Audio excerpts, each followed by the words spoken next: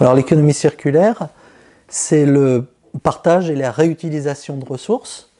Et le mot circulaire vient en opposition par rapport à l'économie classique, dite linéaire, qui consiste à extraire, prendre des ressources, les utiliser, les consommer, etc. Et puis les relâcher dans la nature ou, dit moins élégamment, avoir des déchets.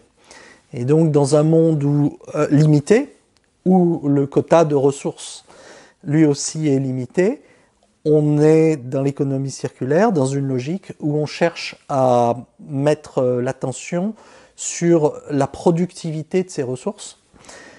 Et quand je dis ressources, je parle de ressources qui sont réutilisables.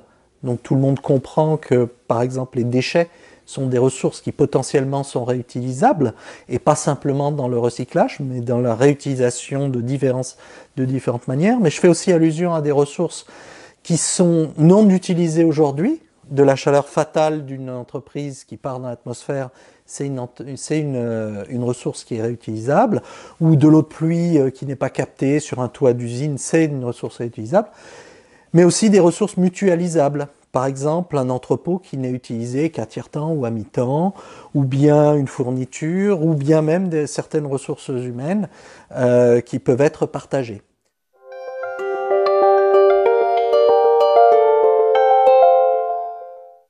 Alors les enjeux, ils sont multiples. Le premier, c'est bien évidemment d'organiser la productivité des ressources, c'est-à-dire que de faire en sorte qu'une ressource qui est utilisée, par exemple, pour fabriquer un ordinateur ou du jus d'orange ou une voiture, etc., ne soit pas laissée sur le bord de la route.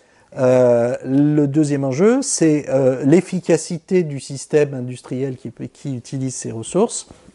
Et puis, je dirais, le troisième enjeu, c'est un enjeu d'innovation et de reconquête de marge de manœuvre dans une logique de croissance verte.